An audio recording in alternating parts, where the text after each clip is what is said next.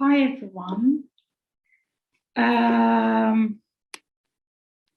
Okay, so, right, we are starting.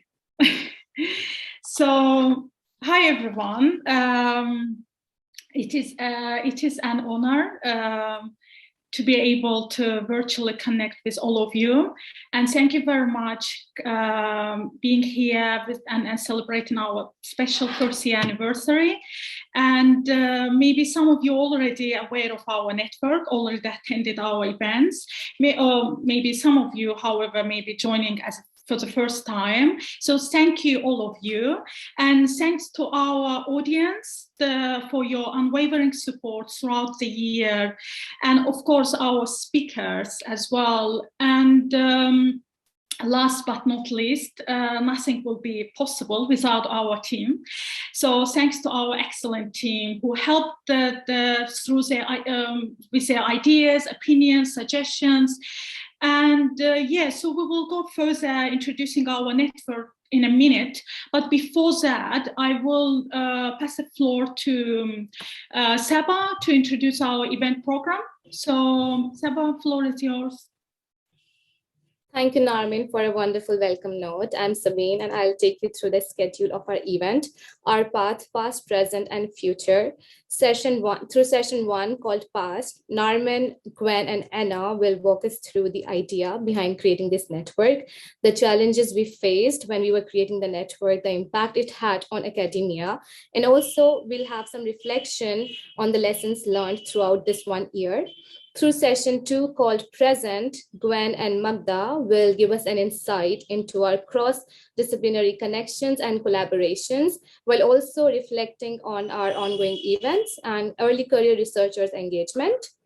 Through session 3 called Future, Ruben and Anarita are going to discuss on the future vision of the network, and where they'll be discussing on short-term and long-term goals of the network. Throughout these 3 sessions, if you have any question, suggestion, or opinion, feel free to pop into our chat box, and we'll be able to take up your questions before session 4, which is the roundtable, where scholars working on the Caucasus region will share their journey with us. This will be followed by our last session on public discussion and a Q&A moderated by our lovely committee members. I'll pass on to Narmin again.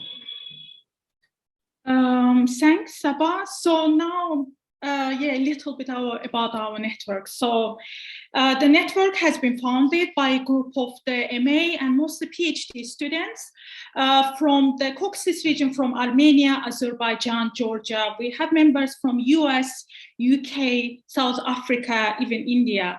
So our network is the volunteer-based initiative. We have we worked very hard throughout the year, and three of our members, due to the unforeseen circumstances, were not able to join to our event. So we want to say huge thanks to Maria, Mariam, and Darren for their excellent work. I'm sure that, guys, they are with spirit with us now. And after the long welcoming, I want to introduce myself. So I am Narmin, and I do PhD in archaeology at the University of Birmingham. I'm in my final year, and I look at I'm working on the Kura access culture, early Bronze Age, as my case study is Azerbaijan. Specifically, I look at this cultural identity, social space, diversity within these communities living in modern day Azerbaijan. So now I will pass to Gwen. Guys, do you want to introduce yourself? Hi, welcome everyone. So I'm Gwen. I'm a final year PhD student at UCL in the UK. I'm also working on the Caucasus, but on the Southern Levantine version, on the typeset of Kirbet el-Kerak. And my project is focusing on comparing local subsistence strategies with incoming Caucasus communities in the early Bronze Age.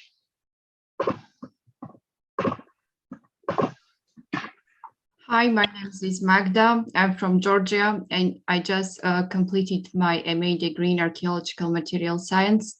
and I will shortly begin my PhD at Ben Gurion University of Negev. And my topic will be on chalcolithic metallurgical production from the Levant, and I will try to draw some parallels in case of technology and make some connections with the Caucasus. Thank you. I'm Ruben Davtyan. I'm a PhD. I just completed my PhD on Iron Age in Armenia. It's mostly about Urartian period tombs, and I'm looking forward to have a very nice discussion today. Thank you very much. Hi, I'm Sabine. I'm an architect, urban planner by my academic and professional background. I have worked on heritage restoration of Persian gardens in Kashmir. My most recent research explores the causal linkages between cultural heritage and social cohesion.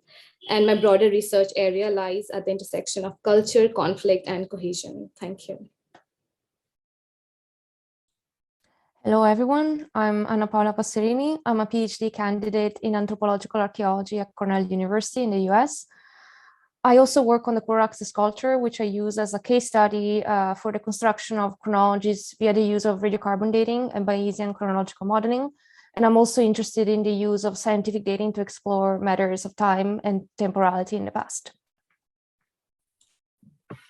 Hi, everyone. I am Anna Rita Bonfanti. I'm a PhD candidate in history at the University of Pavia. My focus is Urartian history, philology, and culture, and the relations Urartu had with Assyria, Anatolian entities, and the Caucasian region. Now, Narmin, the floor is yours. Thank you, guys.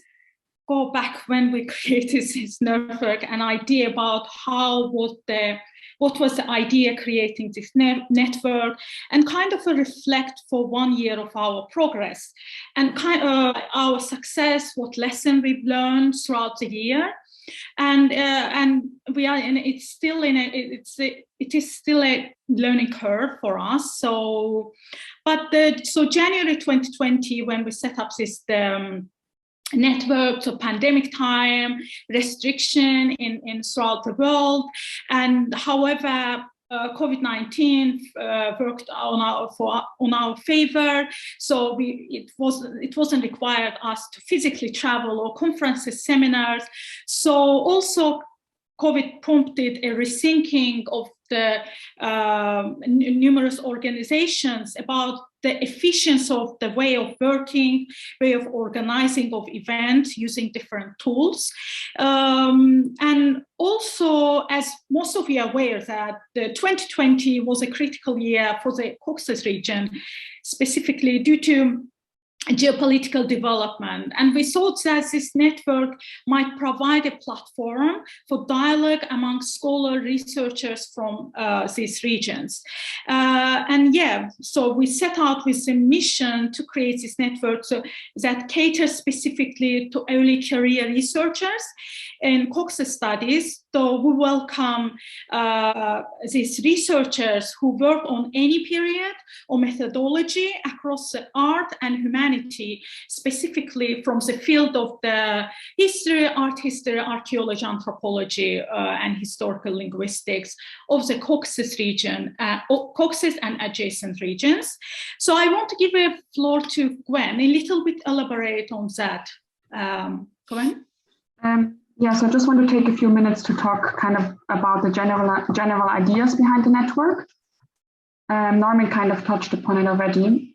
For us, it kind of came out of the need to address issues such as raise the profile of local expertise in the Caucasus. So the idea to support early career researchers and established researchers in the Caucasus to engage with the regional but also global academic community. And then further, we saw the network as an opportunity to facilitate exchange between researchers working on the Caucasus. So we really wanted to create a network that enables researchers to make connections and also for them to develop long-lasting and fruitful research collaborations. We also wanted to create a network that provides crucial support and strengthens early career researchers from all background and affiliations who work on the humanities and social sciences of the Caucasus. So really a network which is a supportive and constructive space where early researchers can show their work to a subject-specific audience, but also to other scholars of their field, and so receive valuable feedback, which ultimately should help them further their research. And then also we thought about creating it in order to address some of the research challenges related to the study of the Caucasus, such as sometimes difficult to access literature, differences in scholarly traditions, and also obviously a lack of a platform where actually local and international researchers can virtually collaborate in a very easy way and exchange ideas. I will hand back to Norman. So thank you, Gwen. And about the challenges faced when creating the network, as most of you know, the Caucasus still, the field of humanity and culture is still enigma for most people in the UK and Europe, as our network based in the UK. So it's a bit hard to reach a lot of audience. And also institution and organization having this East European and Slavic studies and the Caucasus studies tend to cover the Caucasus from the perspective of the different human rights, global affairs, the conflict, but we don't have the good grasp of the Caucasus as a region of the art, history, culture, and archaeology. So I think the project focuses on the shifting this overview, and our aim is deepen understanding of people, societies, and cultures living in the Caucasus, and of course, also, and we want to. Our aim to provide a broad, in-depth historical and cultural understanding of a largely misconceptualized region in the Western world. And but also we can't underestimate of some institutions and their organization working hard to present this research on the art history. For example, a recent initiative by ARVA, which is the International Association for Archaeological Research in Western and Central Asia. Throughout the year, there were a lot of fascinating papers on the focusing on the Caucasus region, and ARISC, which is the American Research Institute of the Southern Caucasus, SCARF, Southern Caucasus Archaeological Research Forum, and Medieval Caucasus Network. So all these platform institutions, we want to, in the future, collaborate with them and to build this collaboration and to understand the region in more depth. And another the challenge was our biggest audience comes from the archaeology, dominantly archaeology, and it's a bit hard to reach to architecture or field of anthropology, ethnography. So we want to intensify it in the future, and so future in our hands. So we will try to work on this. Thank you. And so I will pass to Gwen, talk about the impact of the network. Just briefly. So we obviously hosted a range of seminars and events which enabled early career researchers and scholars to share their research and form research connections. But more in a public sense, we created quite a few open access things, such as we put all our seminars online on YouTube. We have a very active Twitter page where we share things, and we also started to create an online library on Facebook, all with a wide scope of research representing the Caucasus, so which is really accessible to anyone in the world, the public as well as academic community. And I will pass on to Anna, who's going to talk about the strategy plan.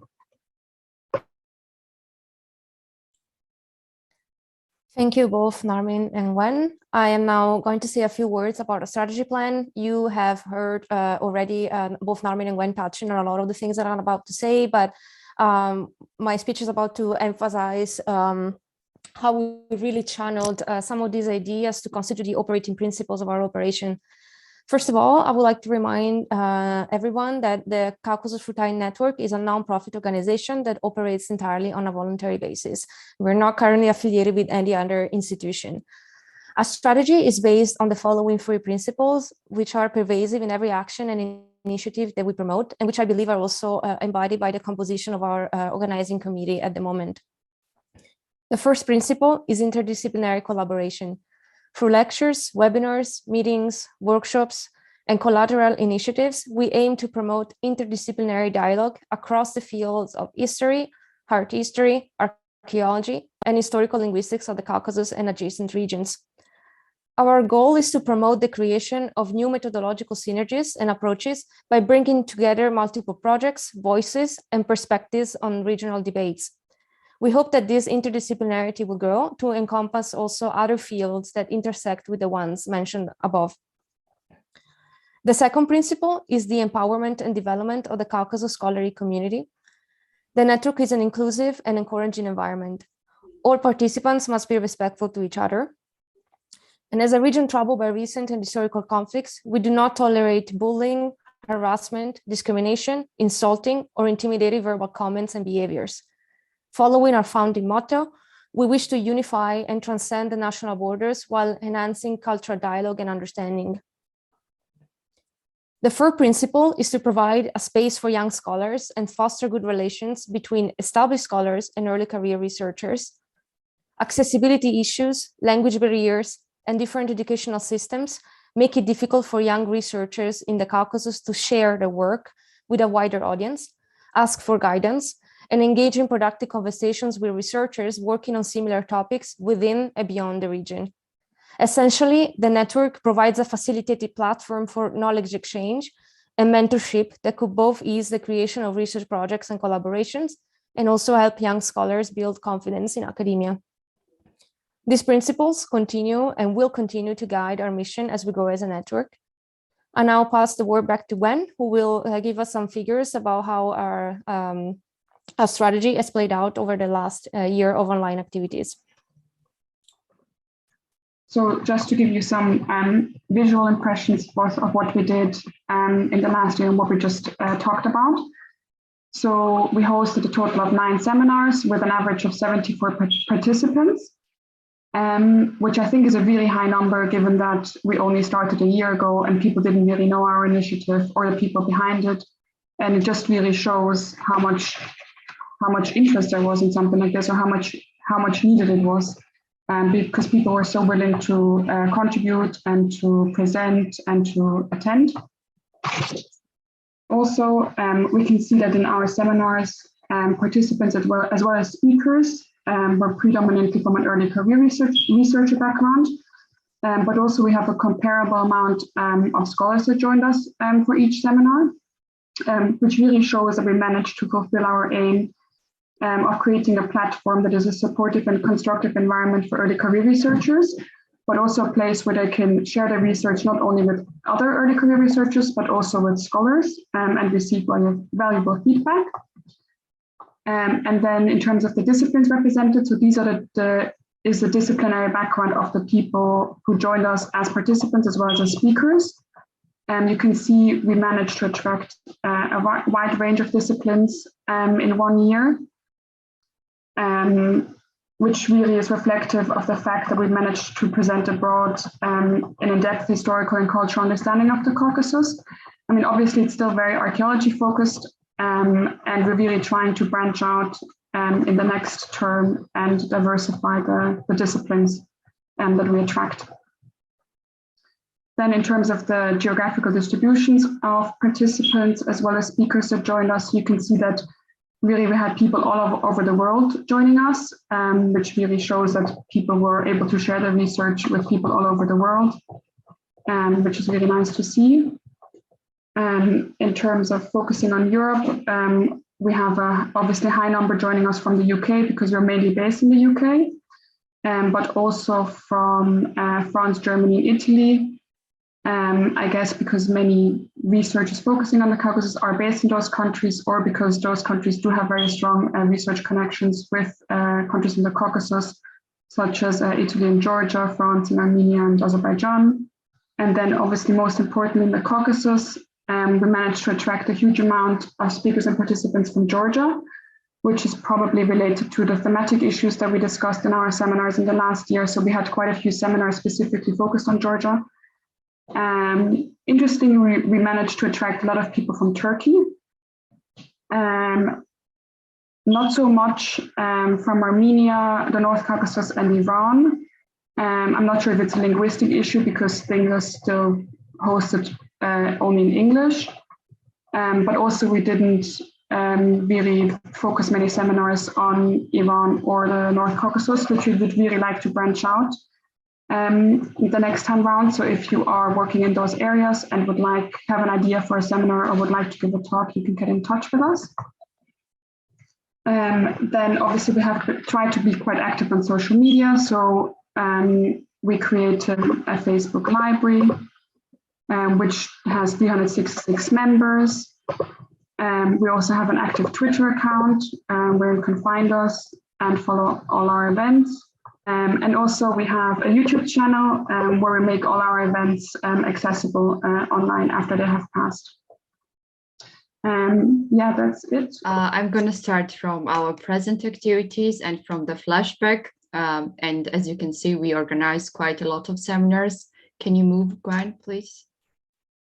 Yeah, as you can see from the statistic, our first, actually our second seminar was, we had an honor to organize Prof. Sagona's anniversary. We had a lot of participants from the Caucasus and from the foreign colleagues who works in Caucasus. And it was quite good gathering during the pandemic time. And after that, based on the amount of participants, we decided to carry out more seminars. And as you can see, we organized the seminars regarding to the Kuraraksi, and we had quite a lot of participants from Georgia. Also, we did the seminars about the rock art from the Gobustan, and there was quite a lot of participants from the Azerbaijani side. Likewise, we had an honor to organize Urartu event where we had myriad researchers and early career scholars from Armenia. And as you can see, there are quite a lot of audience from this field, which means that there are a lot of ongoing researches. Likewise, even though that most of our seminars, as you can see, are archaeological point of view, with contribution of our committee member, Darren, we had an opportunity to conduct architecture seminars. And as you can see on the statistic, we had quite high number of people who have been involving during that event. Also, with help of James and Walter, we did the digital humanities seminar, which was quite interesting. And also our last seminar, as you can see, it was the classical period, and we had the high interest and engagement from the audience. And based on this all statistic, I want to sum up that there was quite a good 1 year, and there was quite a nice engagement from the participant and from the early career researchers. But as you can see, and as already I mentioned it, basically we had like archaeologists, and in the future we are planning to invite more people from the interdisciplinary fields such as anthropology, archaeometry, etc. And it would be nice if you can contribute us and get in touch. And besides seminars, we had the call for abstract for early career researchers, and likewise due to we had quite good number of followers on Twitter, we decided to carry out something funny and interesting, and ask scholars to share their research in a short, precise way due to the small character amount of the Twitter. And it was quite engaging. And if you are still planning to share your research to us, please get in touch, and we are happy to carry out it. Yeah, thank you. Our aims and objectives are continuing the contribution to interdisciplinary collaboration, promoting the researchers based in or working on Caucasus, and trying to be an important space for scholars and their self-realization and self-promotion. For that, we defined several short and long-term goals. Our main short-term goal is to keep sharing the researches carried out by young scholars of the Caucasus region. In the future, we would like to increase the number of seminars concerning different fields of study, including little discussed topics such as maritime archaeology or digital archaeology. Another goal would be the organization of methodological workshops regarding topics like bone working technology and the use of C14 in archaeology. In this regard, we encourage all of you to propose your own workshop ideas. We also want to honor accomplished scholars in the field, celebrating their work in the Caucasus with the organization of specific events dedicated to them. Caucasus Through Time Network has also been awarded an Impact Engagement and Entrepreneurship Fund from the Arts and Humanities Research Council at the London Arts and Humanities Partnership for the Image of Research competition. The aim of the Image of Research competition is to help young scholars creatively capture and communicate to a public audience and non-specialistic audience, and building bridges between early career researchers and established scholars across different research teams and projects. We hope that with these creative methods, we will support the engagement, communication, and dissemination skills of young archaeologists. The call of photos will be published soon. The objective of all our future goals keeps being the construction of a bridge between the regions involved, encouraging the communication among scholars studying different geographical areas, but we also hope to bring together scholars focusing on different topics and having different backgrounds. To get a bit more known in the academic environments, we managed to register a session on Caucasus at the European Association of Archaeologists conference carried out in Budapest during September 2022. We believe that a separate session on Caucasus will certainly contribute to the promotion of archaeology of this region among early career researchers. Now I give the floor back to Anna Paula, who will better focus exactly on our EAA conference session. Thank you, Anarita. So as mentioned, this year we will be hosting a session dedicated to the Caucasus at the 28th annual meeting of the European Association of Archaeologists, which will take place in Budapest between August 31st and September 3rd. The theme of our session is the impact of archaeological science applications on the archaeology of the Caucasus. So we are interested in case studies that reflect on the integration of older archaeological data with new data produced via the application of disciplines like archaeobotany, zooarchaeology, biomolecular archaeology, radiocarbon dating, GIS, remote sensing, and any other related field of application.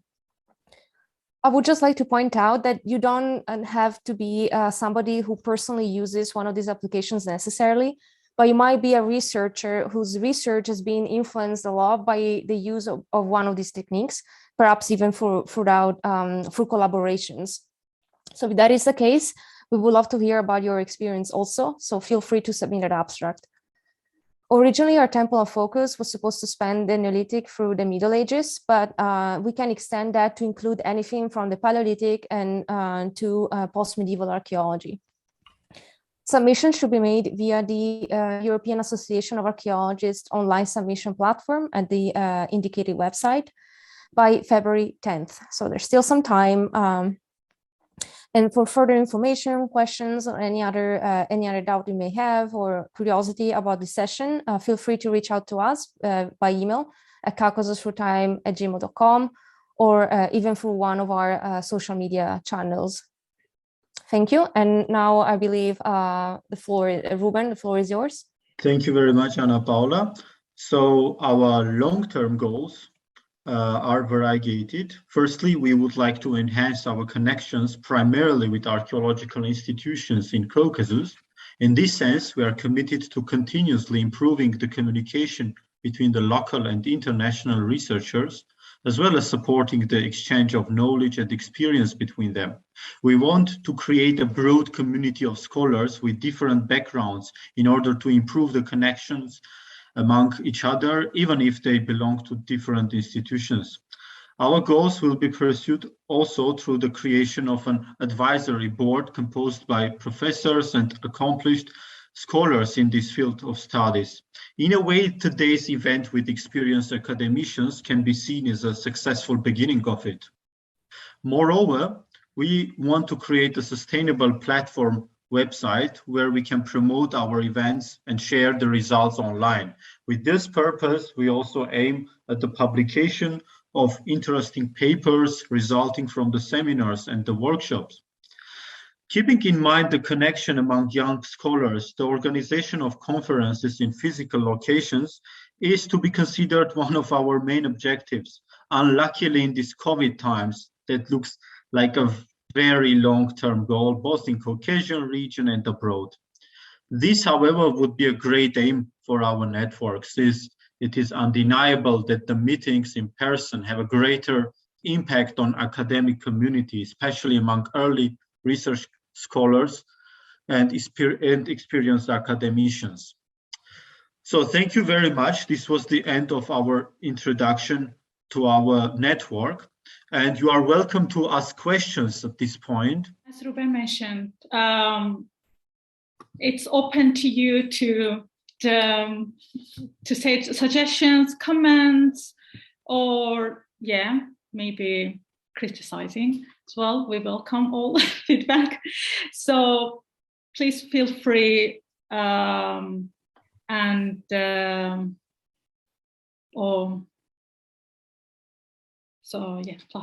it's open.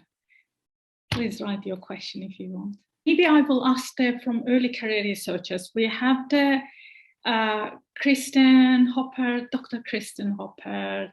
We have the Nat, Dr. Nat. Maybe you can have some suggestions, or maybe from our guest speakers, panelists, which we will have discussion later. But if you have any comments to our young network. Just to say, guys, what you're doing is great. Thank you.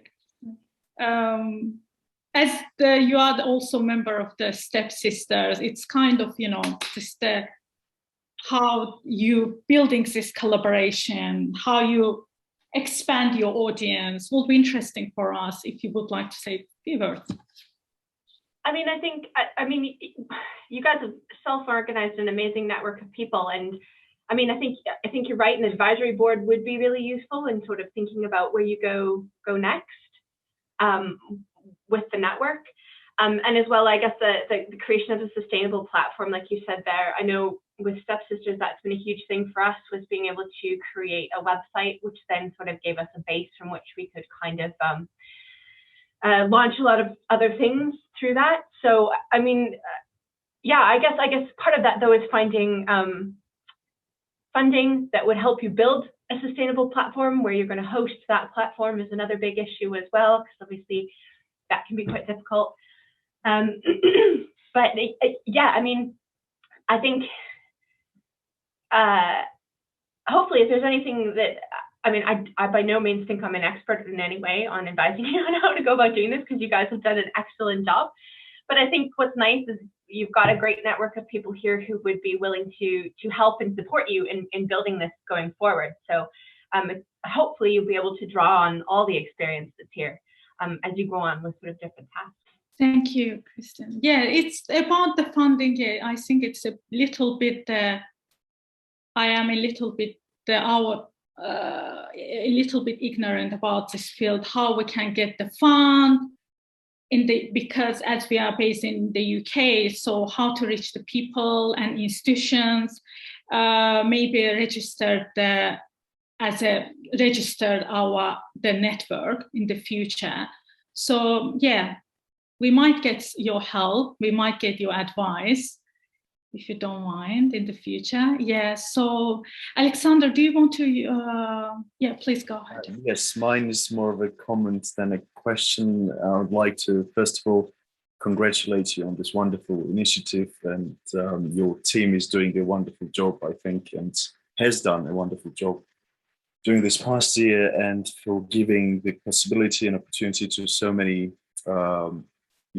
scholars and researchers to present their work.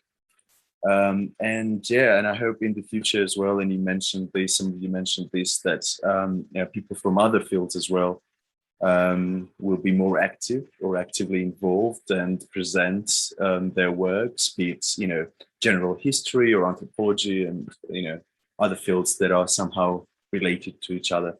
And thank you once again. Thank you very much, Alexander. Thank you for your support throughout the year. Yeah, thanks a lot. A question in the chat, actually. Sorry. Hey, Nat, you raised your hand. I just wanted to say, sort of echo Kristen's comment. It's extremely impressive to see what you have all built in the course of less than a year, and great to see the representation on the board of both scholars from outside the Caucasus and from the Caucasus region itself. So that's so well done and congratulations. No sort of specific advice comes to mind at present, but I'll be sure to be in touch if I do. So thank you. Thanks a lot, Nat. Thank you very much. And we have a question in the chat box. So Lala, hello everyone, wishing you all the best to your project. Thank you, Lala. And I would like to ask if you tend to publish collaborative product in the future. Yes, but I think this is for the longer term aims. Maybe I will ask Anna Paula to answer a little bit, elaborate on this, about the publication, how we can build this. Well, that, as you said, Narmin, that is definitely, it's an ambitious and difficult long-term goal. So we actually discussed this recently, but I think that we need to face a little bit the logistical difficulties going to that, such as finding an editorial support of some kind. So we're hoping to get perhaps suggestions from more experienced people in the audience about this, if there are any. Yeah, as Anna said, it's a platform for us to reflect and also for us to present our work, and maybe for you to advise us, guide us. So yeah, we will be very much appreciative of your. We have the question by Ian, Dr. Ian Colvin. Thanks for joining. Hello, can you hear me okay? Yes, we can. I was just going to suggest people talking about funding. You probably know already, but in case you don't, couple of places you might try, being British based, but focused on the Caucasus. I wondered if you'd thought about FARIG with the Friends of Academic Research in Georgia, who are worth following up on. They sometimes help match fund this sort of project. So they'd expect you to raise money elsewhere, but they might be able to help fund. And there is at Oxford the Marjorie Wardrop Foundation, based at the Oriental Institute. And both of those places would be obvious places for you to ask if you have specific projects that you need help funding with.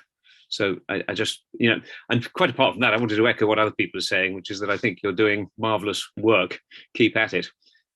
Thank you, Anne, for the excellent suggestions. Yes, I think, yes, this is we need to little bit look out and just see which the institution we can get some fund. And we also thought about creating Patreon page. We still don't know how we can do that, but it can be something we can do for the future. Yeah, what do you think? Why not? No, that also sounds sensible. And something else that might work, I suppose, depending upon how large your audiences are. I mean, we have in the past, in a separate area that I work in, asked for contributions at the end of a talk or whatever that you've organised. Sort of if people put in the price of a beer for whatever that costs in their country for attending a lecture. It's not an excessively large amount of money. If you have something like Patreon available for them to do that, then it can raise, given enough of us coming, it can raise a little bit of money, perhaps. Just a thought. Yes. Yeah, actually, yeah, we can, maybe if you don't mind, we can email you maybe later. By all means, yeah. Drop me a line. I'd be delighted to help support in whatever way I can. Thank you very much. Yeah, appreciate. And Kristen, do you have a question? Yeah, sorry. No, I was just going to say, also, if you're thinking about funding, is look out for calls that go out from like the British Academy specifically about organizing writing workshops and things as well, because they can also, if you had an idea about trying to gather a group of scholars together to try and work on a sort of writing workshops to help early career researchers, publish and navigate all this, especially ones coming from the South Caucasus, they often have grants that might be quite useful to sort of design around that as well. And so I'm working with this Rewriting World Archaeology project here at Durham, which is using one of these grants. So I think there's opportunities for you guys to help support publication, but maybe also sort of knowledge exchange and capacity building and everything else at the same time. And there's some good funding sources for that area if you're interested. So I'm happy to talk to you about that sometime. Thank you. Yes, yeah, sounds great. And I think also we're trying to build the engagement through like public engagement, outreach, and the fund we have now by London of Humanity Partnership. It's the Image of Research competition. It's kind of helping to build this with public as well to engage, and I think that it is recently started to have evolved in the UK institution, having these outreach programs and engagements with the community. I think it is much needed in the Caucasus. Lara, sorry, you raised your hand. Yeah, so I have two comments. One, which, the first one is happy birthday to you guys, and congratulations. The second is that something that really impressed me in what you've done in the last 40 minutes in this presentation is stay very true to what you say that you want to do, which is be multivocal. And that is incredibly hard, and kudos and much respect for doing that, right? Related to that, I think that the idea that Kristen just brought up of like writing workshop type things, or I think you guys should think really creatively about what you want to do with this space, because I think the stuff you've presented this year is wonderful, and you've demonstrated that you can do really good, really dynamic lecture series that are getting tremendous amounts of engagement for this space, actually. But I think the question for you, for the network, and for both the organizers of the network and the people participating in it is what can the space, what do you want the space to be? And I think it's, I don't have any answers for that, but I would encourage you all, and all of us actually, to think about what types of new opportunities we have in this space that we didn't have before because of the increasing digitization, because of our growing flexibility and comfort with these media that have been forced upon all of us by the pandemic, but to think about what we can do with that maybe we wouldn't have thought of before this, and to think creatively and broadly, because you've already demonstrated that you can do the basic fundamental things of a network like this. Yeah, Lara, I think very good point. But also we are trying to think after post-pandemic. So we used 2021 very fruitfully. We organize all this event, but what is happening post-COVID? How we can actually keep this audience virtually? It's very hard because it's already, it's people are not trying to be on the meetings a lot virtually. It's trying to be away from Zoom meetings. Do you see? So how we can manage all this all together? Yeah, look, and I don't think any of us know where we're going. into this future, right? Like, I think this is super unclear what this like post this phase of the pandemic, I don't know, does the pandemic ever end? I don't know that it's clear that any of us understand where this is going. And you're totally right. The question about how to carry over the pandemic period engagement into something else. But I think that actually dovetails with what I would encourage, which is you have a big benefit in that you've developed this flexible infrastructure that's based on like collaborative participation and collaborative decision making, and so you guys can use that structure to really stay on top of what's happening and to be flexible and to adjust as we all understand better where we are going. Because I think you're right to feel this uncertainty. I mean, it seems completely unclear to me. Yeah.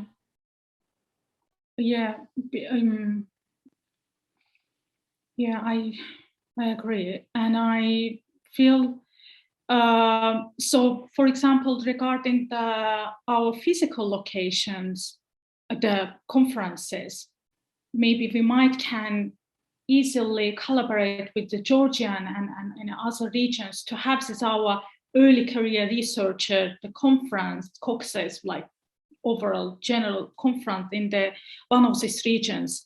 But sometimes we might take that risk of the pandemic, all of circumstances. So awesome. And we have Ian, thank you very much. It might be useful. So Ian put in the chat box the FARIG.org is a website of the Friends of Academic Research of Georgia. It might be useful to see whether similar charities supporting research in Armenia and Azerbaijan could not be listed to support a third of the cost of something.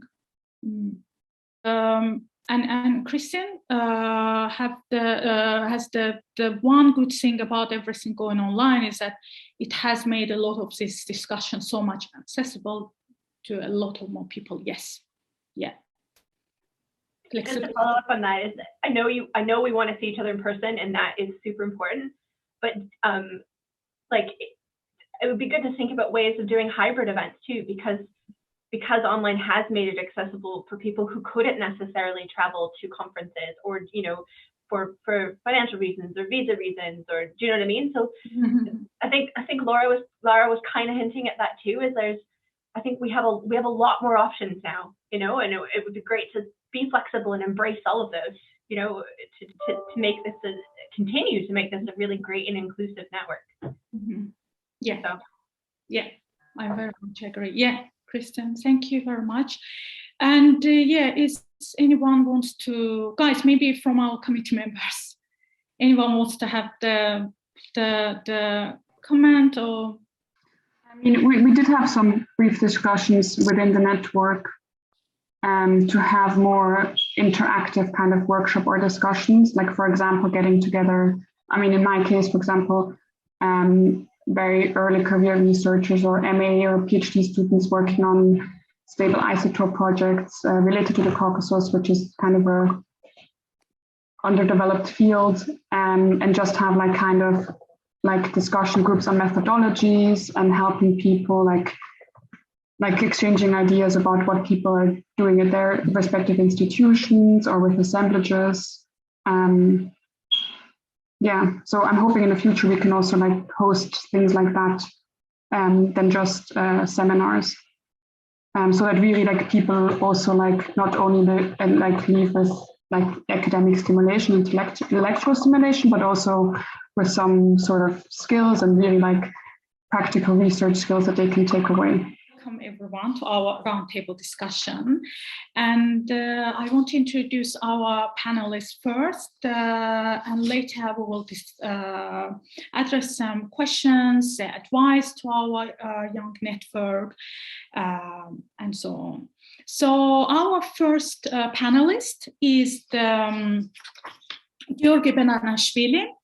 Thank you very much. Dr. Georgi Benanashvili is a researcher at the Institute of Archaeological Studies at the Georgian National Museum. He is also co-director of Georgian-Australian investigations in archaeology, excavating in southwest Georgia at multi-period settlement at Rabati. He received his degrees in Paris at the Sorbonne University, his master, and his PhD in please forgive me for my French, but I will try to. So, École pratique des hautes études. Forgive me again. And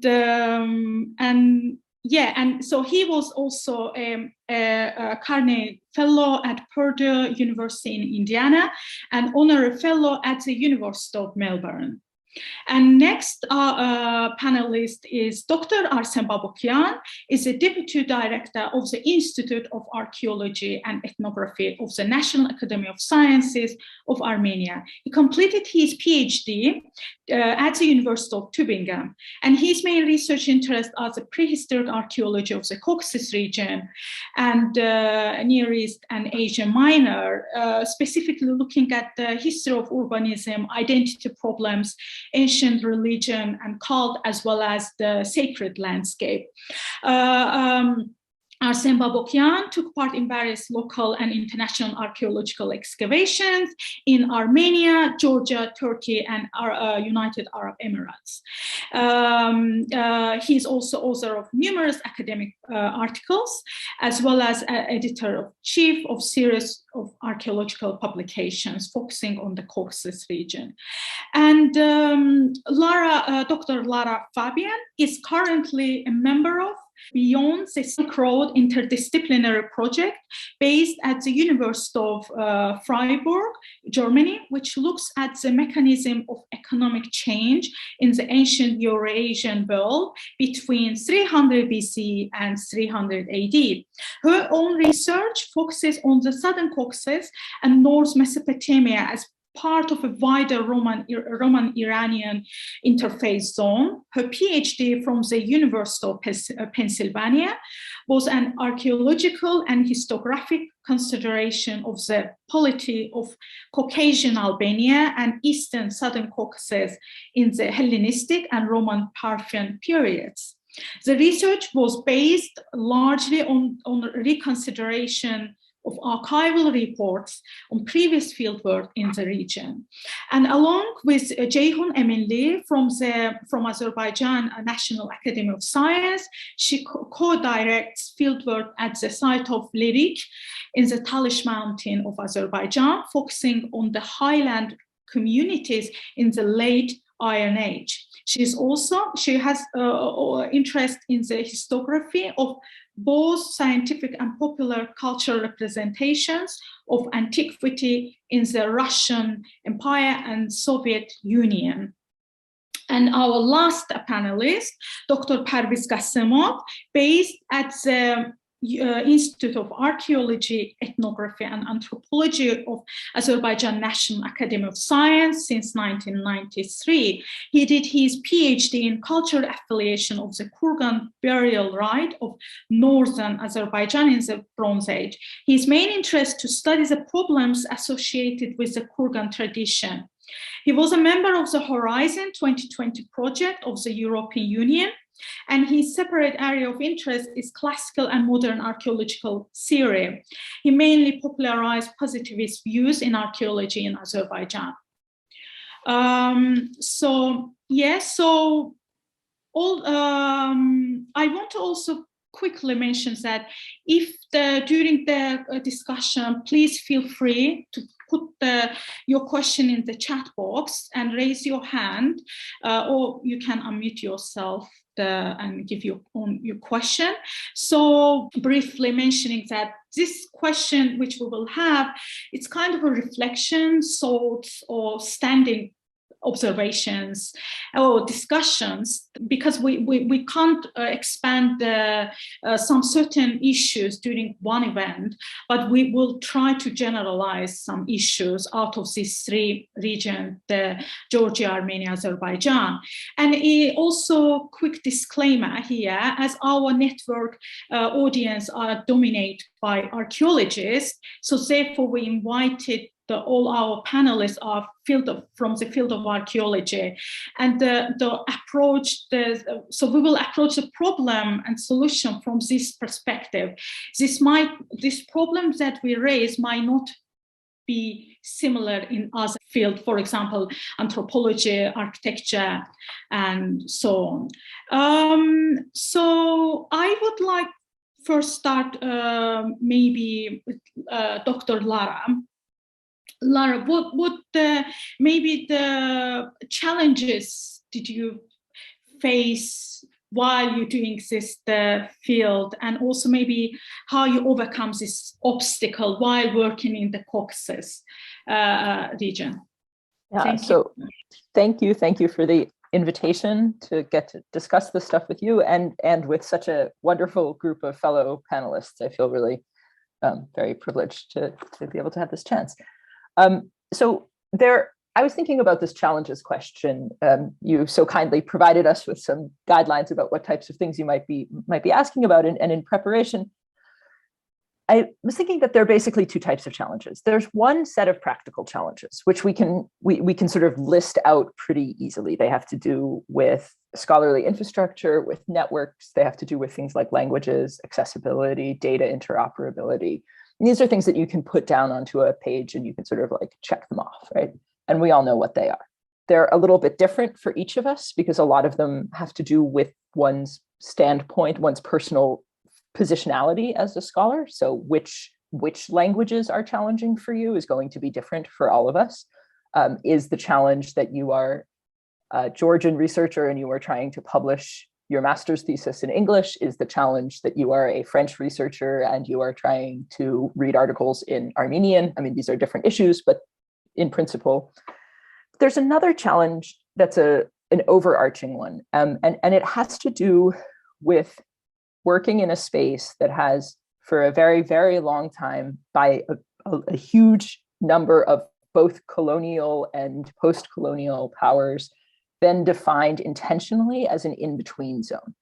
And there is something to working in spaces like this that it's not that they actually are, right? Like everything is in between something. It's that there are certain spaces where that in-betweenness is part of the identity of the space in the scholarly world. And it makes working with data incredibly difficult. It creates real problems of commensurability of how you can match together data to tell whole stories. It is also one of the reasons why this space is so powerful and interesting to work in, because it actually lets you bridge different regions. It lets you bridge different types of narrative structures about the past. It lets you bridge different scholarly traditions and different bodies of material culture. So those are the two sort of categories of challenges that I would identify. And in principle, the answer to both of them is collaboration. Like that's the way that you do this, right? And that collaboration involves many, many different steps, and it doesn't look the same for every project.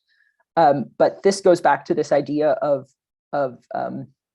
multi-vocality. And when we're working in spaces that are as diverse and as rich and as layered, it is always tempting to want to carve out the one clear story that's going to explain to people who don't work in the South Caucasus why they should be paying attention to all the cool work that we're doing.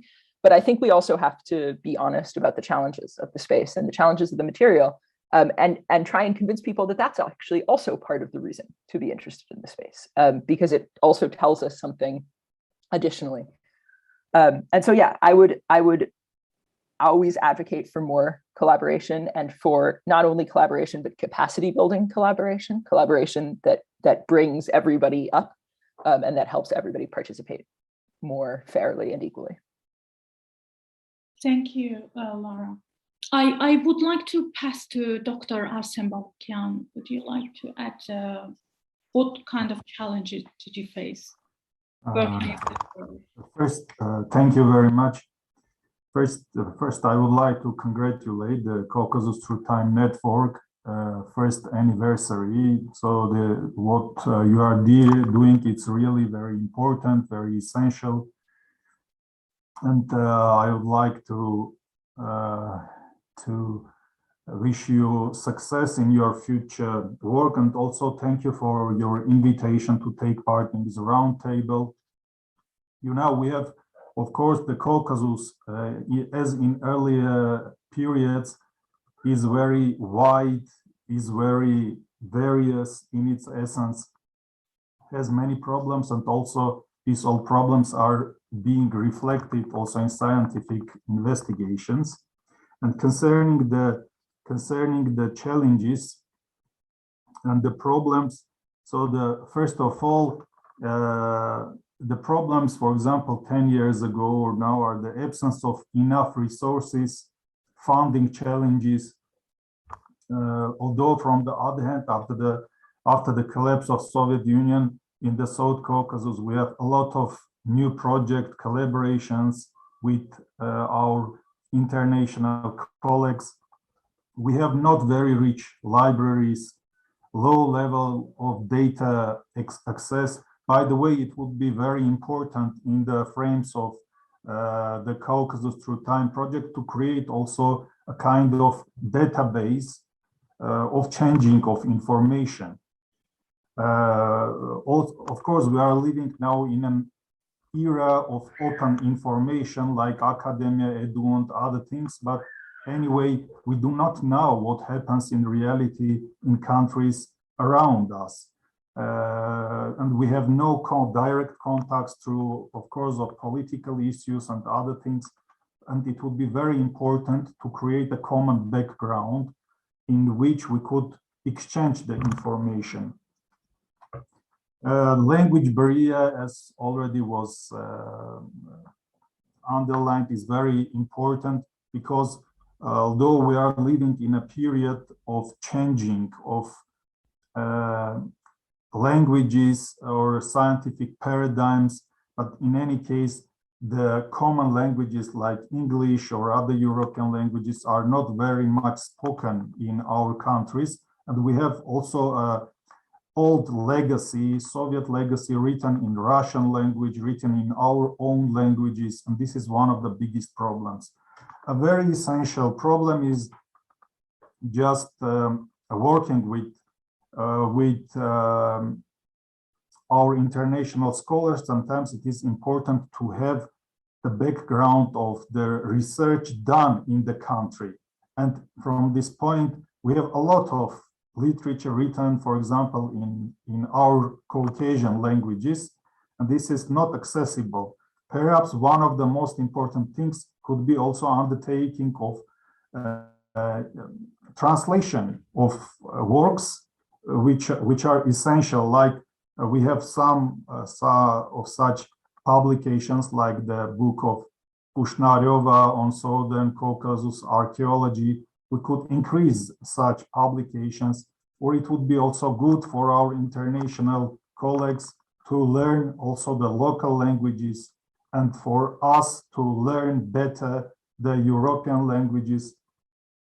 And of course, the problems of political nature do not let us to cross the borders. And from this point of view, I think that the scientific community should be over prejudices, which are very widespread in the Caucasus region, and collaborate without any essential backgrounds, and which is very much important. Now we are living in a period of really of changing of worldviews, of paradigms, also scientific paradigms, and it is very important to work together to overcome them and overcome these all problems. Thank you. Thank you very much, Dr. Hassan. We will maybe elaborate more later, and maybe I will, Dr. Georgi, do you want to go next? Yeah. Yeah, thank you, Narmin. Yeah, first of all, congratulations on the first anniversary. Yeah, you're really doing really great job, and yeah, and thank you for the invitation. And yeah, I'll add a few words about the challenges as a researcher working in the South Caucasus. So for me, probably one of the main challenges were short of finance, especially 10 years ago. Access to libraries and infrastructure generally. I would say about the language, I would say that probably the language barrier was mostly for older generation, older than me, and it is really affected on their possibilities to show show what they were what they're doing. Otherwise, I think for now, for younger generation, I don't think we have problem with language, because for us before we used to speak in Russian, and now speaking into English, I don't think it's a big problem. And yes, yeah, those, yeah, I would say these challenges. Thank you, Dr. Georgi. I just want to add one point regarding, like Dr. Asen, you've mentioned about it, creating the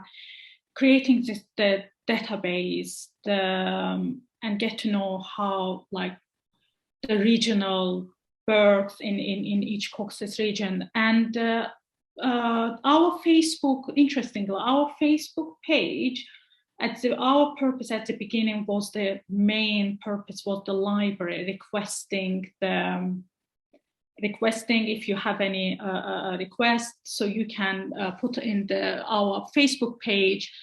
And yeah, it seems that it failed in a sense of not a lot of scholars maybe would like to share, hey, I wanted this book from the Caucasus region. I feel that there is still like a border, maybe to having one-to-one email rather than using this wider platform.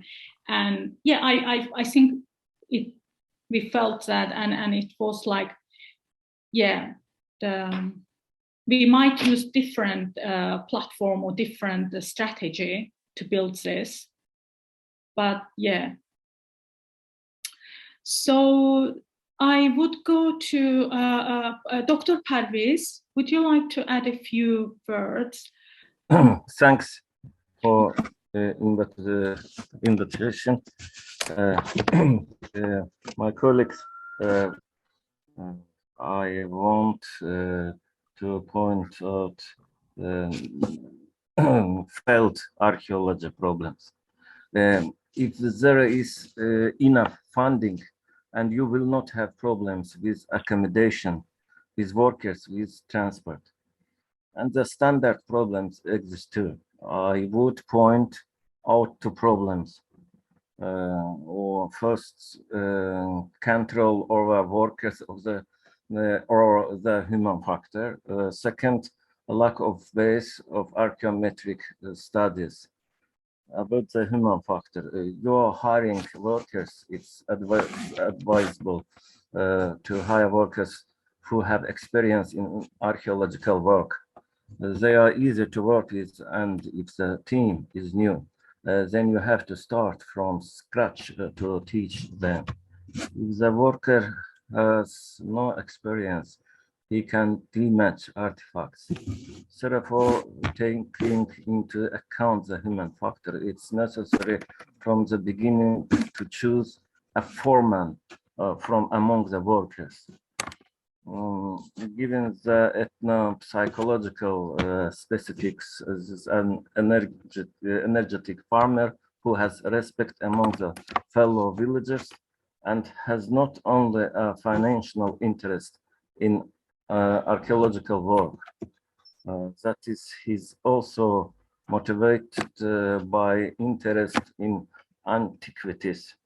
Both the hiring of workers and the control over the work must be divided between me and the foreman. I control the scientific side of the excavation, controls the quality of the work.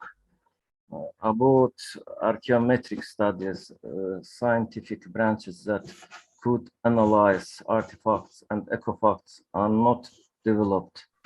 We only accumulate artifacts and ecofacts for foreign projects. Thanks. Thank you very much, Parvis, Dr. Parvis. Maybe now I would like to move on with the pandemic and this kind of what have been the effect of the pandemic on archaeological fieldwork or on your specific project. And yeah, so how we can actually foster the new relationship through this bringing Caucasus academics together during pandemic, and like how long the post-pandemic and how we can support the region during this time. Lara, would you love to go first?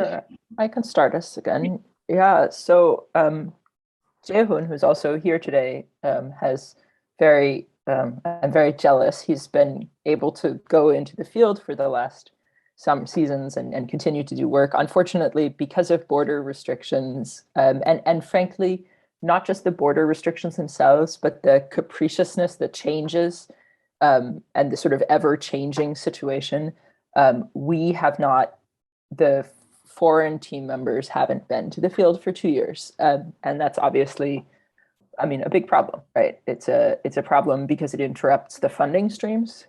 It's a problem from the I'm so sorry about that. Pandemic internet. Shall I continue? Have you moved on? I don't. Yeah, if you want to start from the beginning, I think I. Okay, so I was saying I was very jealous of Jae-hoon, who has been able to continue doing his part of our group fieldwork in the last summers and continuing with his own research in the region that we work together in. Because of the border restrictions and because of the challenges of navigating border restrictions as a small project and a young project, the foreign collaborators have not been able to go for 2 years to Azerbaijan.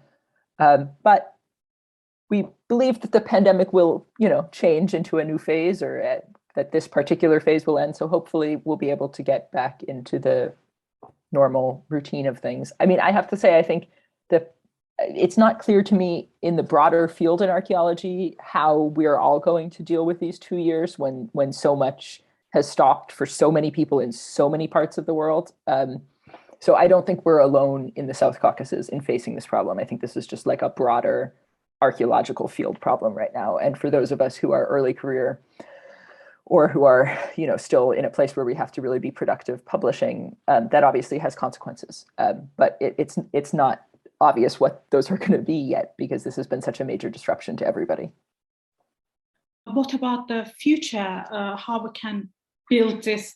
Yeah, it's still a little bit unclear, but yeah. I mean, look, I personally think that the fieldwork part of archaeology is going to start back up rather quickly in terms of the ability to be doing international collaboration and be moving. But this is partly dependent on things that we can't control about global policy, right? This is also about things like, do we have, and these are questions that are so far above what any of us can tackle, but do we have equal access to things that let us move back and forth between conferences, right? If we end up with a system in the EU where you need a vaccine passport with vaccines that aren't available in certain parts of the world to enter the countries, then we're going to have problems. But it's not clear that that's where we're going to end up. So it's a really hard question to answer, because it really depends on, and that is a global equity and access issue that is, I think, something that I personally am very concerned about right now. But one also has to cross one's fingers and say, I mean, how long can we live in this particular state of instability vis-a-vis international relationships that we've been in for the last 2 years. And I think it's just not obvious to me. But how much it's affected, Lara, for teaching in your experience? Some of our scholars use this time writing, using the data in converting to publication. So it was a kind of, sit back and think that, okay, what I have. I think it's had tremendously differential impacts on different people, right? Because on the one hand, yes, like some people have had more time to sit and work with their research. On the other hand, people who have young children at home, mothers or fathers who have childcare responsibilities, have had tremendously less time. All of us who've been teaching online for the last 2 years have had to learn how to teach online. Teaching online can take a lot longer in terms of preparation and learning how to do it and running it than teaching in person used to. So I think there are a lot of different types of pressures, and it's very difficult to generalize about them. And I think that in principle, because they have affected people in such differential ways, depending on what individuals' personal circumstances are, it's incredibly difficult to draw broader stories out of this. But an anecdote from the project I'm working on now that has nothing to do with the South Caucasus, but we have a wonderful scholar who's been trying to write his article for a conference volume for us, and who's based in India, and who's kept writing us and saying, I'm so sorry, I just can't get to the libraries to get my stuff. It's still the access is too patchy, it changes all the time, the rules change all the time. So, it's going to have longer term impacts on all of us, but I think it's just difficult to generalize about this. Thank you. Mm-hmm. And Dr. Georgi, do you want to add? Yes. I would say personally for me, pandemic affected both negatively and positively. First of all, we have a excavation in southwest Georgia, and every year we have a huge amount of data to process. And before we start next year new excavation, we have to process all the data we excavate before. But during this pandemic, so when we weren't able to excavate, this gave us some relief to stop and to digest all these huge data that we excavated in past years. And I would say it was great, and just to think differently where we are going, to what direction, and it really helped us a lot. But on the other side, concerning other projects where you need access to museums to work on museum collections, then I wasn't able to go there, and so those kind of projects were postponed. And but also, during the pandemic, there were so many webinars, so many online conferences that usually, I never had before. And it was really, it really worked positively for me. So, as Lara said, that both negative and positive things. Personally, for me, as Lara was saying, during lockdown, I couldn't work. All my colleagues were. Lockdown is so great. We could concentrate on our papers and we can write up. But personally, for me, I have little kids and I couldn't work. So so it's all these two things. Yeah, these are real challenges: family and scholar, like projects, publication, and doing everything in a perfect level, being perfectionist and doing. And somehow the pandemic has collapsed these worlds a little bit. It's collapsed our personal, and you can see my bed behind me, like before the pandemic, I would have arranged myself to have a special white wall behind me. And now you say, I mean, my students have seen my bed every day for the last 2 years. What can you do? But I mean, it's collapsed these walls, and that's good in some ways, and it's difficult in others. Yeah.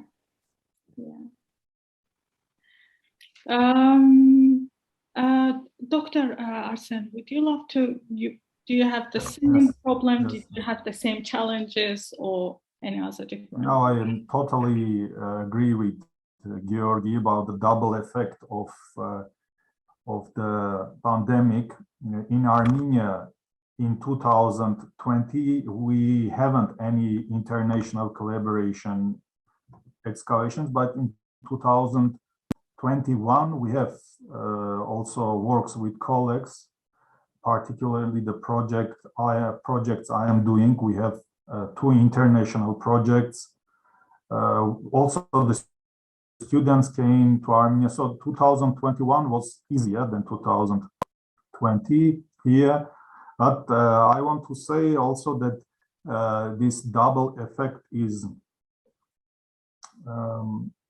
reflected in the phenomenon of disappearing of human contact from the one hand, which is very bad, but from the other hand, we have overwhelming informations, a lot of meetings, a lot of conferences, and this is from the one hand is a problem. From the other hand, it's very good that we have so many information circulating, and from the other hand, it is also a possibility for archaeologists to publish their works. As it is now, most of the archaeologists excavate and publish maybe 10% of their excavations or even less. And this is a possibility to work on material. So it has both effects.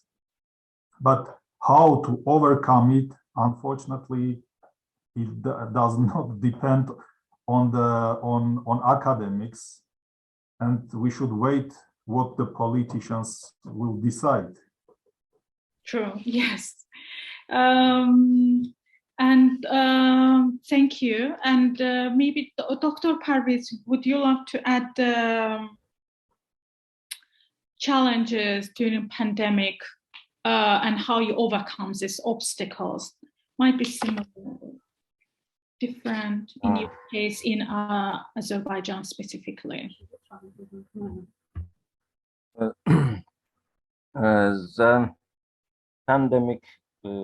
The pandemic has taken a toll on archaeology. In Azerbaijan, some of our archaeologists had a hard time with the disease. The French archaeologist Michel Casanova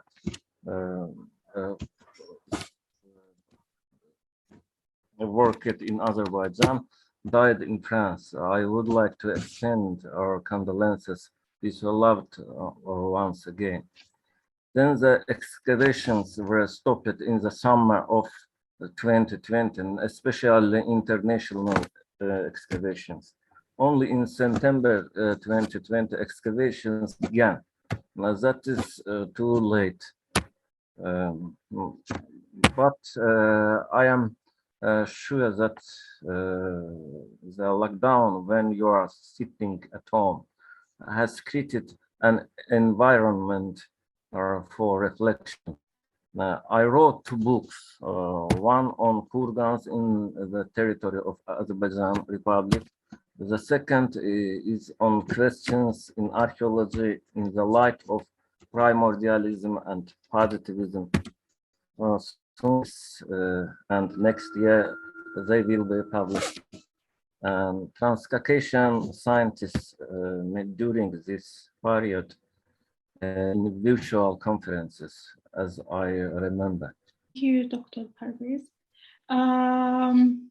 So I have my next question is that if any of you would love to reflect or answer about the advice to early career researchers.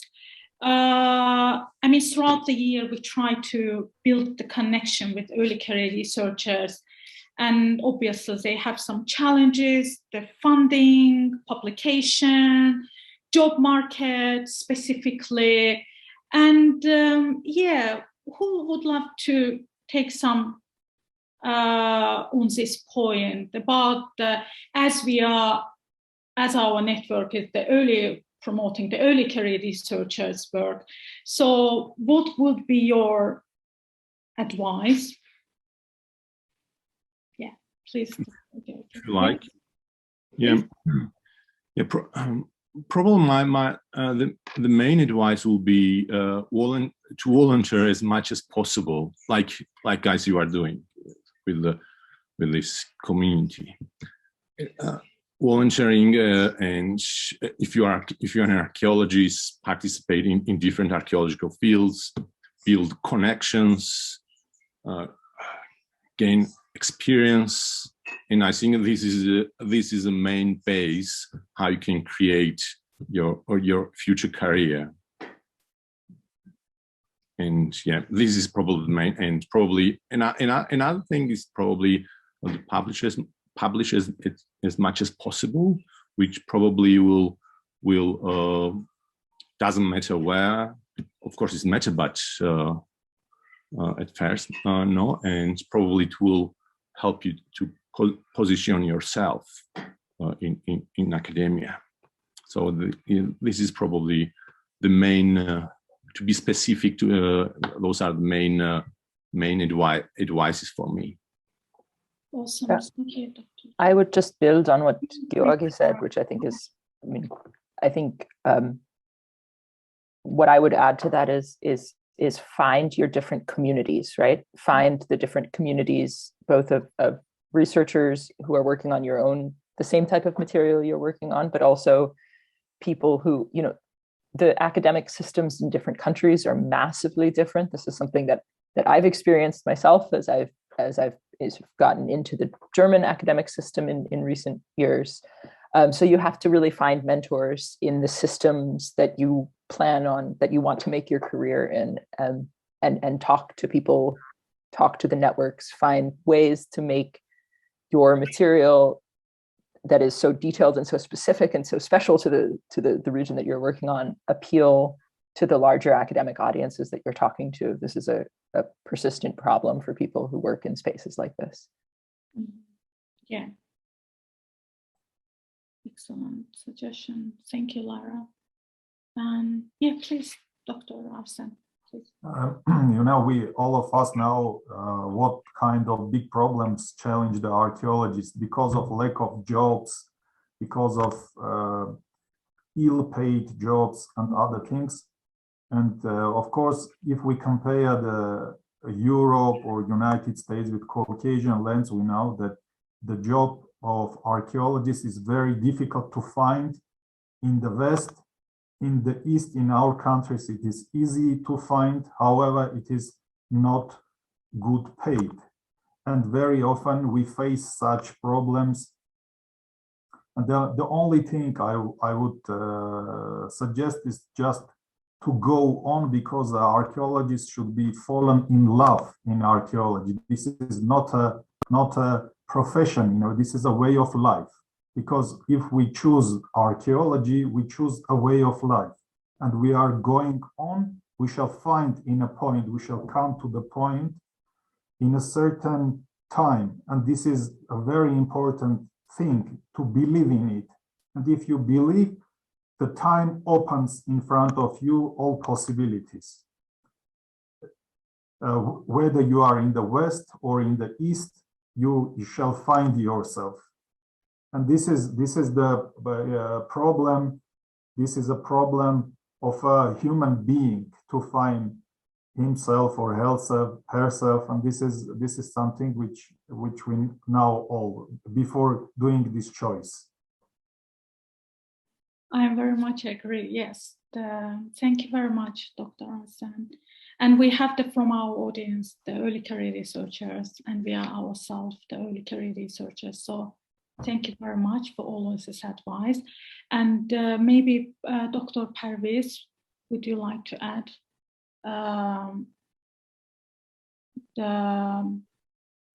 your advice to early career researchers?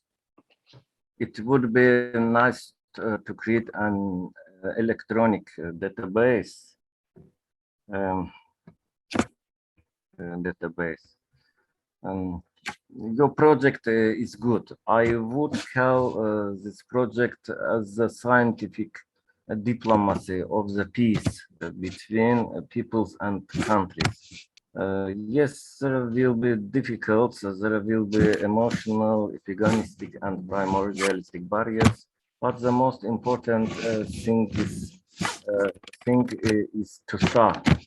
You can, for example, contact your platform for specific questions. For example, I will exhibit several of my artifacts, for example, ceramics, and ask if there are analogs, or do analogs have radiocarbon dating? Or what articles about these ceramics are written, etc. Thanks. Thank you, Parvis Gassimov. So I might go to our last question. We would love to maybe to open discussion to our audience. So I will address my last question and later we can open to our audience. I'm very much looking forward about this. What advice can you give? We already talked at the beginning, but what advice can you give to our network to continue building these bridges, like in a conflicted region, and how can we develop lasting collaboration and mutual expertise? Yeah, I mean, how we can support the region in more broadly. It might be a bit challenging question, but please go ahead if anyone wants to add anything. Dr. Arsen, would you like to add? Or sorry. First of all, we should overcome our prejudices. Mm-hmm. We are living in certain societies, in certain contexts, but when we are dealing with science, with archaeology, we should really cross the borders. And when we are going, for example, to the Ura-Araxes period or earlier period, we see how common is the region, how common problems, common types, common people, and we should try to approach also to modern Caucasus in this way. I know it is very much difficult, but this is also the most important quality of an intellectual. Also to create such a freedom in himself or herself, and to have the chance to share it with the others. And from this point of view, perhaps the new generation will change the paradigms and open such a field for discussion, and perhaps your program, your ideas can be just a field for it. And I think that this contact should take place also directly, not only through the mediators, but also directly. Maybe this is my point. Yeah, thank you very much, Dr. Arsen. And yeah, we kind of have to build this tie and strengthen these bonds. I very much agree with about the mediator role.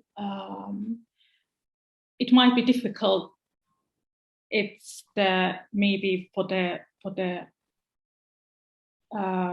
recent years the events happened, but yeah, for the future, and this is the role of our network to expand this collaboration between these researchers across these regions.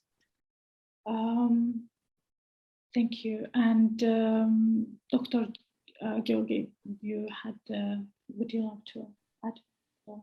Maybe Magda first. Oh, sorry. Magda, did you raise your hand? Yeah, thank you. Now, I just have a general question regarding to the all the audience and participants as well. Do you have any limitations regarding to the interdisciplinary researches when you are conducting your projects, like to invite people who does like archaeometric analysis, anthropology, like from the local side and also from the foreigner part? Can you bring some examples from your experience?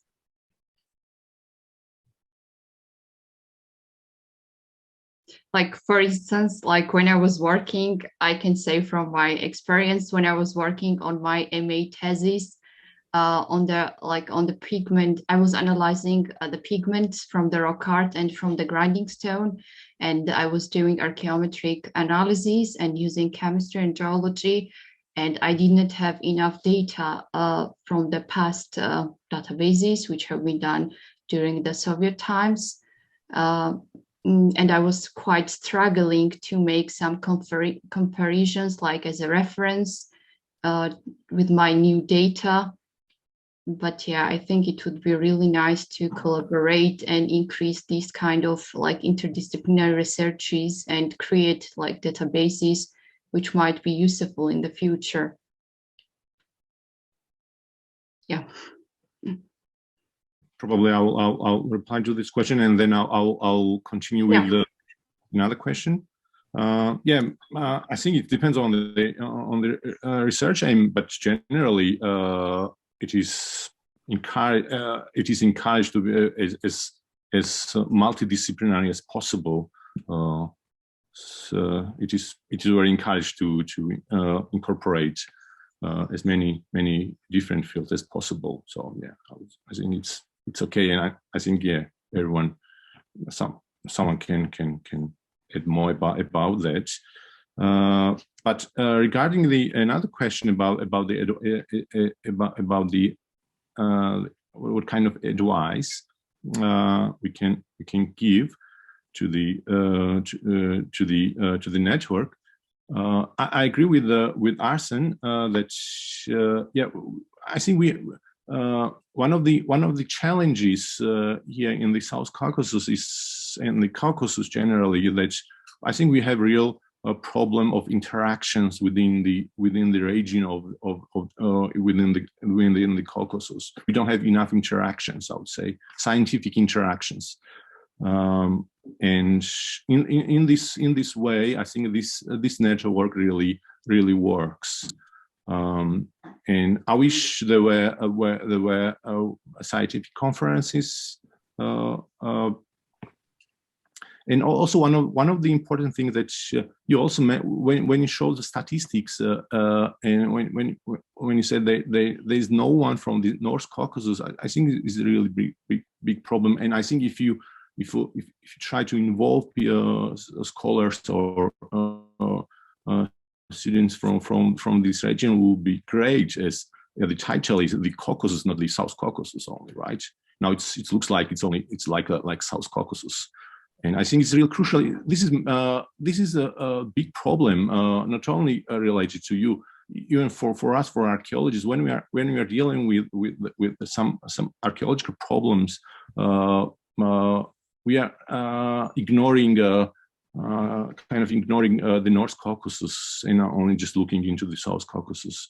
And one of the advices what I would do in this network, I would circulate as much as information about the open positions, about the scholarships. This would attract many people in this network, and to try to through this network, people will help each other to write up research proposals and so on. Yeah, it will really attract many people.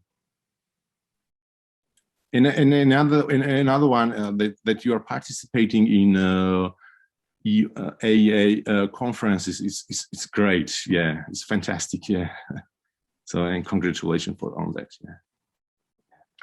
Thank you very much. Yeah, Lara, please. Yeah, so I just wanted to pick up off of that wonderful comment, because this North-South Caucasus thing is, I mean, it's also like, look, this is the ultimate outsider's view on the Caucasus, right? This is Zakavkazia, right? Where are you measuring that from? You're measuring that from the center of Russia, from the center of the Russian Empire, and you're looking south and you're saying, hey, those mountains, they're like a wall, you know, nobody moves between these spaces. It's an absurd position to take. And the fact that it actually is something that has found its way into so much of our research as something that people believe to actually have been true is wild. And I think to sort of understand this space, one absolutely has to move on both sides of the watershed of the Greater Caucasus. About specific advice, I think touched on much of what I would say is an answer to this question in the discussion that we had before this section started.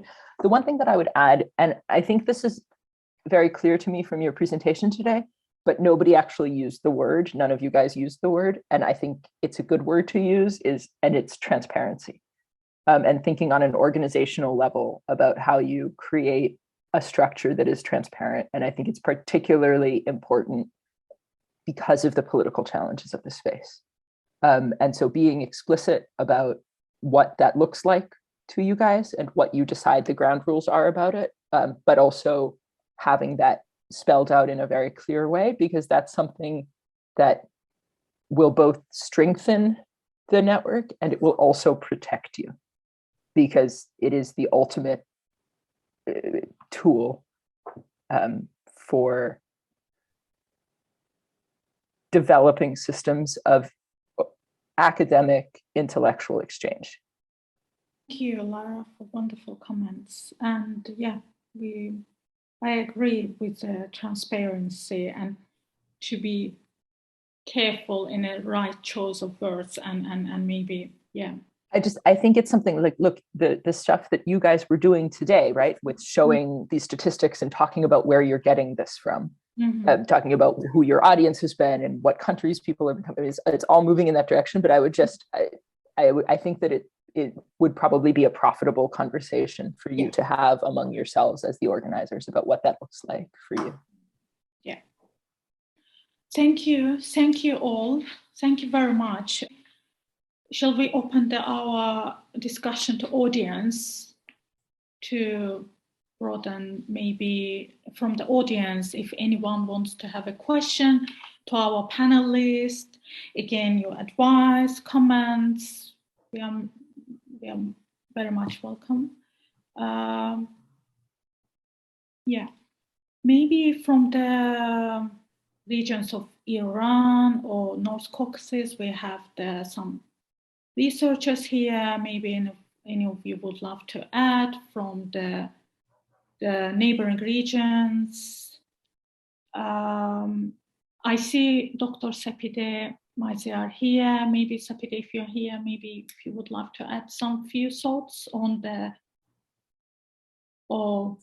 how we can, Sapide, how we can increase the collaboration between the Caucasus and adjacent region, how we can add this, the scholars collaborate, because it's very much Iran and yeah, representation of Iran and Caucasus.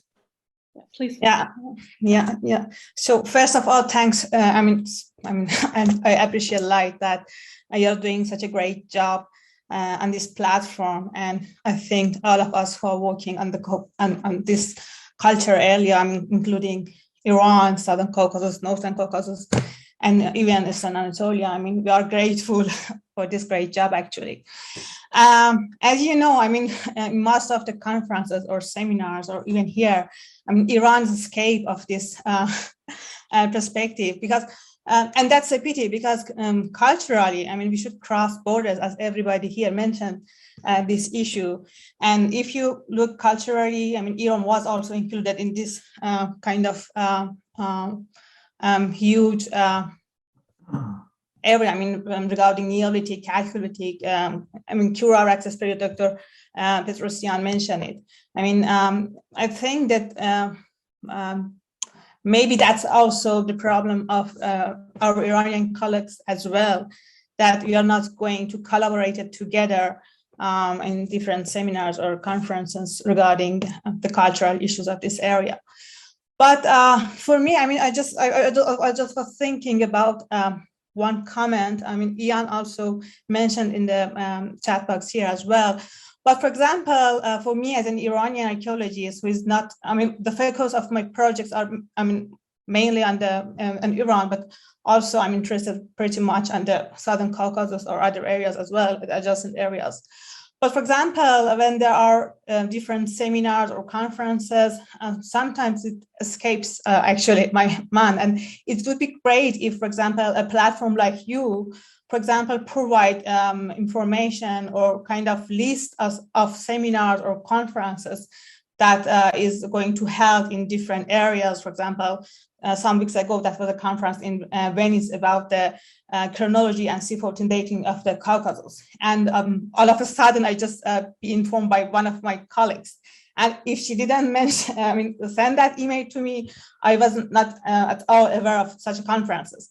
And that's a pity, because I should be aware of this kind of these forums or conferences, and it's pretty much important. And as many colleagues mentioned here, in this kind of era of Zooming a lot and holding a lot of conferences and seminars,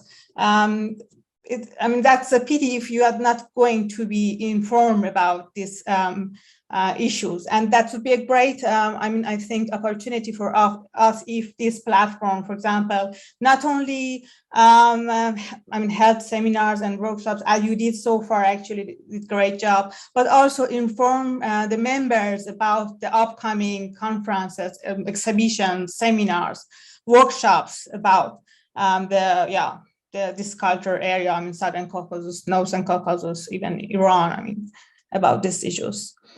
That's the thing that came to my mind. Thank you, Sapita.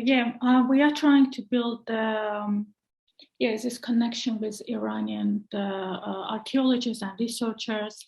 We have coming up the seminar about the historical linguistics on North Caucasus, sorry, not Iran, but the North Caucasus. So we're trying to build, I very much agree with when we look at from our statistic, as you see, there is not related any North Caucasus. So as being part of the Caucasus, we need to include it as well.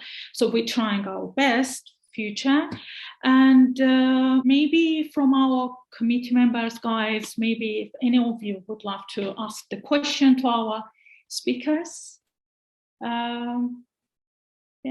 Who wants to, guys?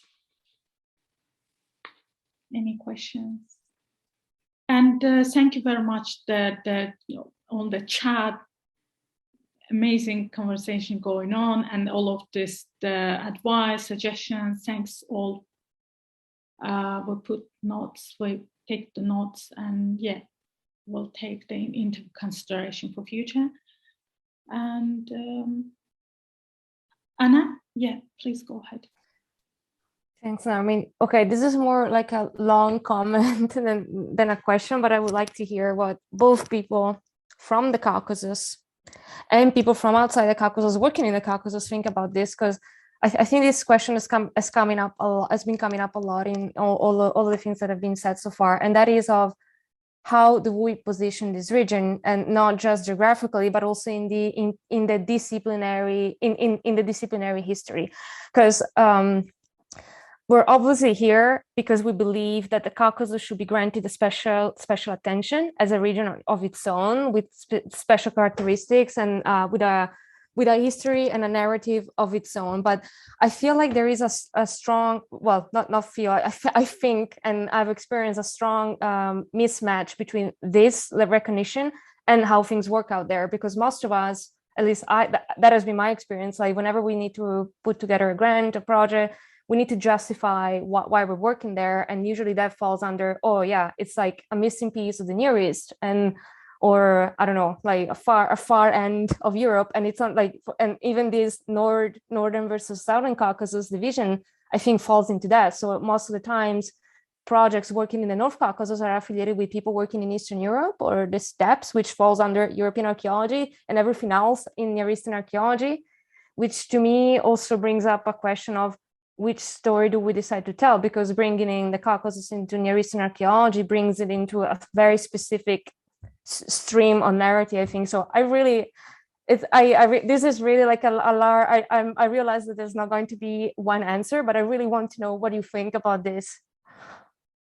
I will reply to this questions, if it's possible. Yeah, I think this is great issue, and probably is why the beauty of archaeology is that you can position Caucasus from different points, and you can from whenever you want.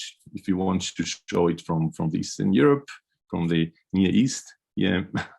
It fits to everything, I think.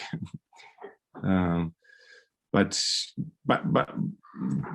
in reality, it's really hard to say how it is like in Georgia. No one considers, and probably in the South Caucasus generally, no one considers this region as a part of the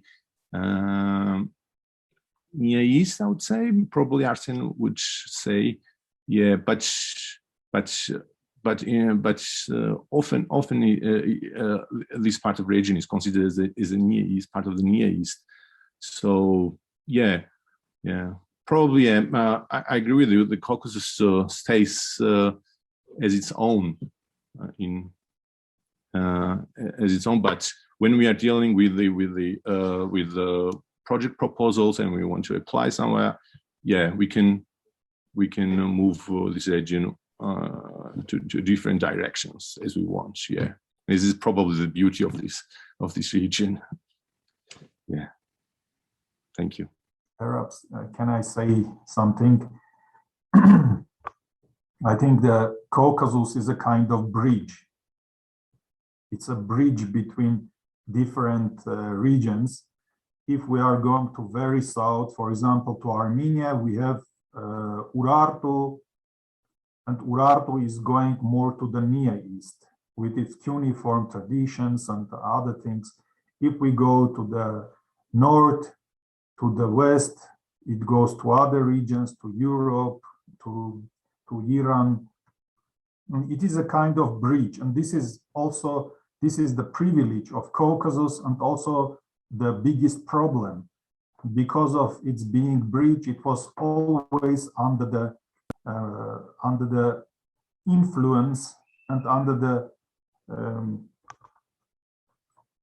wishes and strategies of big powers. And the problems which we have also today are coming from ancient times. And in this case, I would suggest to see the Caucasus as an own region, as a region in itself, which should develop also a the idea of something common for this region. But otherwise, we can find hundreds of influences coming from steppes, coming from the Near East, from Europe, and this is also the case today.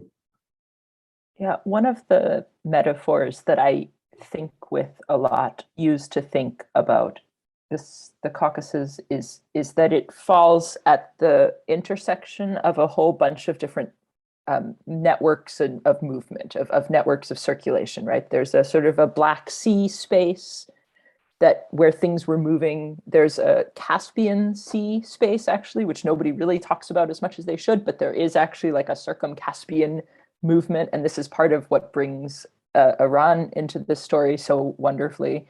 There's another one that moves kind of through the Zagros-Taurus mountains, and then there's another sort of like steppy circulation space, right? And when you end up with all of these intersecting circles or these intersecting loops or whatever, it gets very messy, it gets very confusing.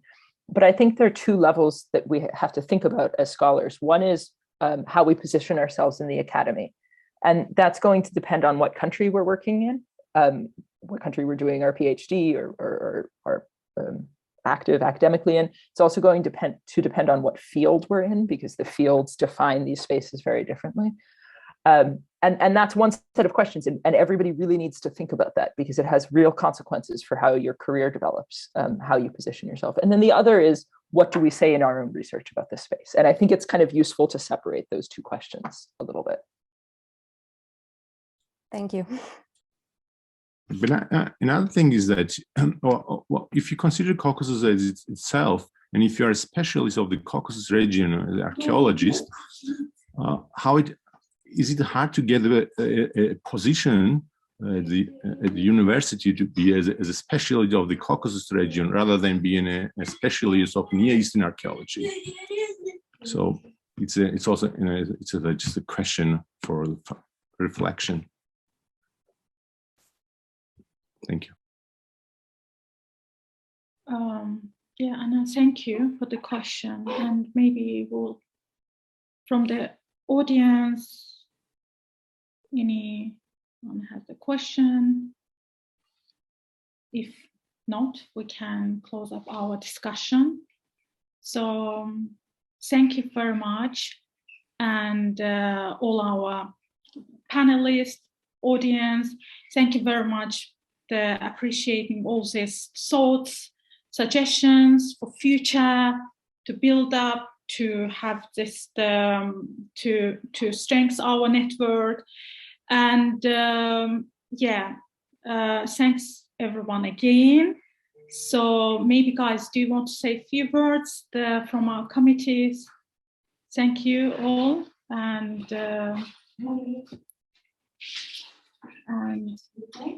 yes, so we are looking forward to another year together. So maybe I can say thank you very much for the discussion. This was a lot of food to digest and to discuss. And I guess really your contribution will help us to make new thoughts on our future path and how to proceed. So thank you very much again from our side. Thank you everyone. And we'll see you next week, not week, actually months. One of ours is the excellent seminar will happen on Georgian art. So we are very much looking forward to that seminar, and we will post it very soon. Please keep an eye. And yeah, thanks a lot. Thank you very much. Thank you all. Bye. Bye everyone. Thanks a lot.